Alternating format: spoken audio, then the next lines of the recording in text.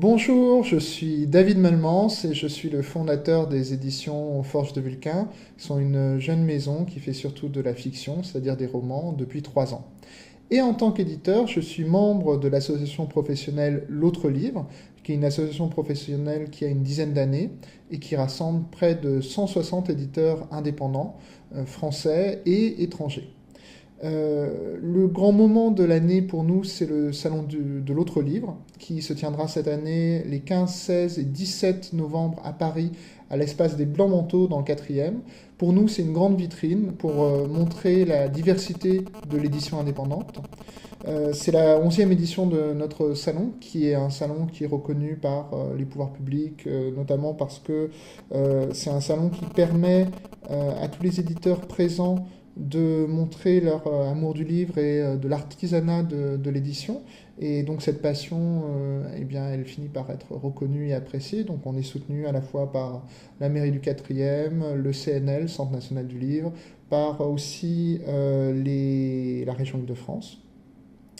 Il y a 150 éditeurs qui sont présents. Alors tous les membres de l'association ne sont pas présents parce que certains habitent assez loin et ne peuvent pas se déplacer. Mais ils sont représentés par l'association qui va porter très haut leurs couleurs. Alors je parlais de la diversité. Une association comme l'Autre Livre, qui est la première association d'éditeurs indépendants par sa taille, qui n'est pas la seule association d'éditeurs indépendants, c'est une association qui permet de montrer la diversité de l'édition indépendante. Ça veut dire tout simplement que l'édition indépendante, elle fournit un tiers des livres publiés en France, même si il y a seulement un livre sur 10 parmi les livres achetés qui sont des livres indépendants à proprement parler. Ça veut dire tout simplement que quand un éditeur indépendant publie un livre, ses espérances de vente se comptent plutôt en centaines d'exemplaires et pas en milliers d'exemplaires. Effectivement, l'intérêt d'un salon comme le salon de l'autre livre, c'est que les lecteurs ont la possibilité d'avoir là, condensé en un seul endroit, une offre éditoriale qui est assez rare en librairie. L'objet de cette association, c'est pas simplement de faire ce salon, c'est de porter le plus haut possible la parole de ces éditeurs qui ont quelque chose d'original à apporter, simplement, non seulement en termes de diversité, donc c'est le nom, mais aussi en termes de variété. Donc la variété, c'est proposer des livres qui sont différents des livres qui ont un meilleur accès médiatique ou un meilleur accès à la diffusion, tout simplement parce que ces éditeurs, c'est des éditeurs qui sont souvent moins soumis à certaines pressions économiques et peuvent se permettre de prendre plus de risques éditoriaux, que ce soit des risques en termes de fiction, c'est-à-dire d'aller chercher des voix nouvelles, d'aller traduire des textes qui viennent de continents linguistiques qui ne sont pas très étudiés, ou en termes politiques, d'être un peu le poil à gratter en proposant des choses qui sont très surprenantes, tout simplement d'un point de vue politique, ou très radicales. Donc on a un ensemble d'objectifs professionnels.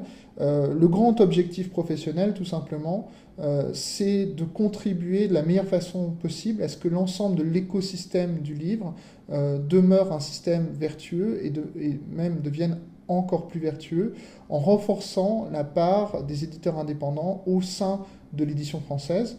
Donc on essaye de contribuer à l'ensemble de ce qu'on appelle la chaîne du livre. Donc la chaîne du livre, c'est ce qui vous lie, vous en tant qu'auteur, à vous en tant que lecteur, avec tous les intermédiaires entre les deux, qui vont être l'éditeur, le graphiste, le correcteur, l'imprimeur, le diffuseur, c'est la personne qui va vendre les livres en librairie, le distributeur, qui est la personne qui va les acheminer physiquement en librairie, et le libraire, qui est la personne qui va vous vendre le livre.